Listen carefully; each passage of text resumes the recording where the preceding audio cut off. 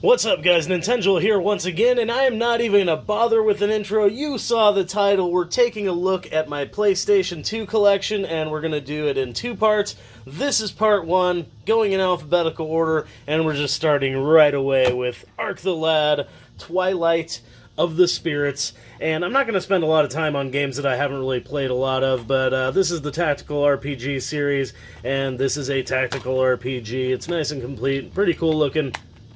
But yeah, not something I've spent a lot of time with. And we've got this one, which I almost thought about not including because, I mean, look at it. It's completely sun-faded. Man, it's still got the price sticker on it. It's got this weird boxes for display. I mean, it's just got a Blockbuster sticker on it. I've never played this one. Apparently, this one is an action RPG. I have never tried it, though. So, yeah, there you go. It came from Mexico, too. That was the last time I went to Mexico. I picked that up. One of my favorite games on the PlayStation 2, underrated as hell, Castlevania Curse of Darkness. You know, Curse of Darkness is just... people do not give this enough attention. Judging by the price of it going up now, maybe people are starting to, but it's still a Metroidvania. It's just 3D, and it's amazing. It's so good. Much better than Lament of Innocence, which is right here. Lament of Innocence is pretty cool too, but it doesn't hold a candle to Curse of Darkness. If you get one thing from this video, it's that you need to play this game. Lament of Innocence, still pretty cool, but make sure you play this one first, otherwise you're going to be disappointed. Next up to bat, we've got another favorite of mine, Champions of Norath. This is dungeon crawling RPG action, Western RPG action. I mean, you can see if you like Baldur's Gate, or if you like Diablo, you're probably going to like this. Hack, slash, collect weapons, get rid of weapons, hold as much as you can. And the sequel, we've got Champions Return to Arms, another great game with a great cover, I might add. And more hack and slash RPG action, just super fun to pick up loot and level up and encounter more and more enemies. Just a fun time, especially with multiple players. Here's one that I've never tried, actually, because I had this sealed for the longest time, and then I just picked up this open copy recently, and now this one doesn't have a manual, so I have a sealed copy, and I have one without a manual, but Dai Senryaku Exceed 7 Modern Military Tactics. It looks cool, but yeah, I have not actually tried this before. I just got that not too horribly long ago to replace that sealed one, which I think I still have. We've got Baldur's Gate Dark Alliance. Another favorite. This is my favorite hack and slash RPG series. You know, like the overhead view, just amazing. The nice thing is you get some great screenshots on these games, but yeah, hack and slash, collect loot, go back to town, drop loot, get better equipment, rinse and repeat. It is such a good time. I need to replace this one. This one's got a little bit of damage up here. And an amazing sequel, Baldur's Gate Dark Alliance 2. Oh my god, it's just more of the same. Hack and slash, loot, level, monsters. A great time, to be sure.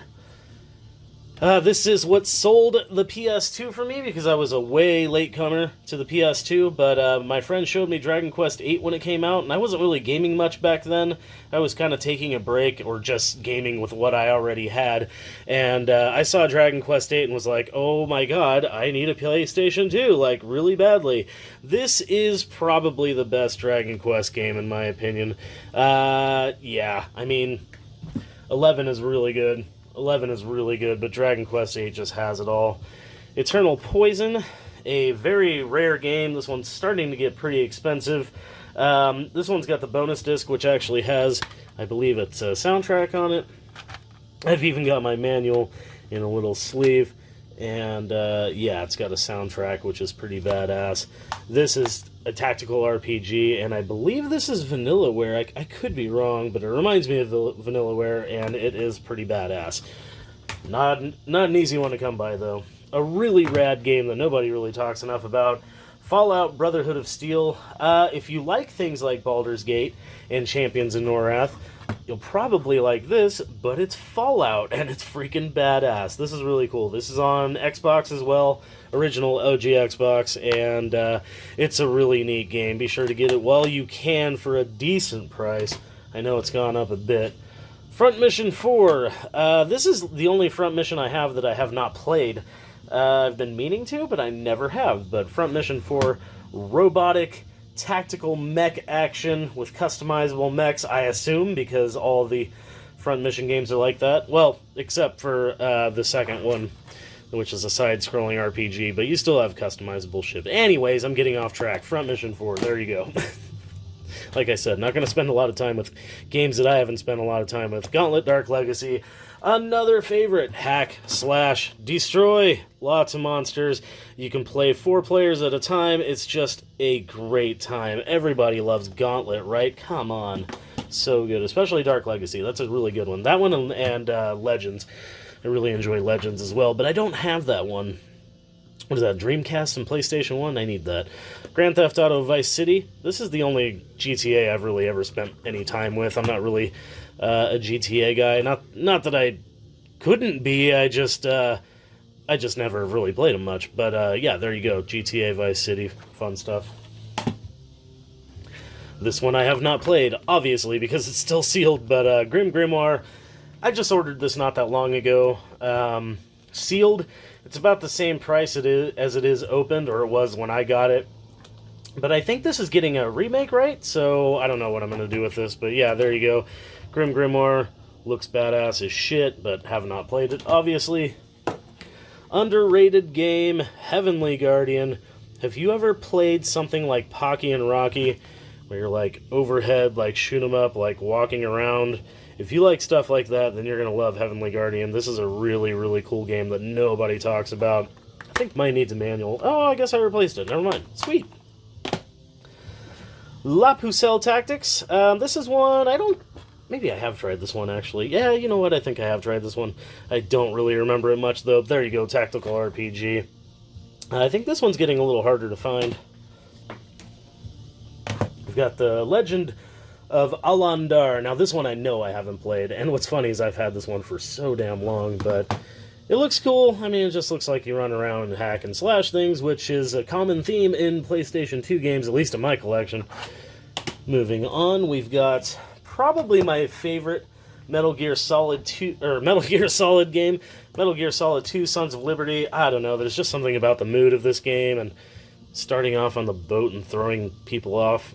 I don't know, it's just really cool game. I have not gotten very far on it, though, but it's really fun the few times that I've played it. Here's another one that I ordered and never actually played. You know why? I was so disappointed by the condition of this one that I think it, like, turned me off from playing it, but Mobile Light Force 2 came totally, like, water damaged, and the seller didn't say anything about it, but it's like overhead, also like walk around and shoot things, but more like in a Contra style, and I believe it's multiplayer, yeah, 1 to 2 players. Really cool looking game, just one that I haven't played, and one that I was really pissed off about because of the water damage. And we've only got a few left. We got Okage Shadow King. This game is amazing. Underrated as hell. I never hear people talk about this game. It is a really sweet RPG with really quirky humor and a really cool character that, like, he's a shadow that inhabits your body, or it's really hard to explain, but he's like the devil. It's super freaking cool. Super witty, funny, and really neat combat and stuff. Well, the combat's pretty generic, actually, but the whole game is just so quirky and cool. We've got Phantasy Star Universe. I love Phantasy Star Universe. I haven't played it a ton, but what I've played, I freaking love. I wish I would have known about this game years and years ago. I only started playing this recently, and I don't know what it is. I have a real blast with Phantasy Star Online, Phantasy Star Universe, and Phantasy Star Universe Ambition of the Illuminous. I just got this not too horribly long ago, maybe last year or something like that, and I played a little bit of it, and it kicks ass. It's really good. I love Phantasy Star Universe. Just a really cool feel, man, you know what I'm saying? And for the last one, for the first part, we've got Radiata Stories, a game that I've admittedly not played, actually, but this one's gone up in price a little bit, and I've been curious about it for a very long time, and I've just never gotten around to playing it. I've heard very good things, though. Have you guys played it? What do you guys think of this game? Okay, that's it for part 1 of the PlayStation 2 collection. Be sure to subscribe so you know when part 2 is out, and that'll be the other half of my collection. Do you collect for PlayStation 2? What are your favorite PlayStation 2 games? Leave a comment down below, and be sure to subscribe and like. That is the best way that you can support this channel. Thank you guys very much for watching. You guys rule. Much love, and keep rocking the retro games.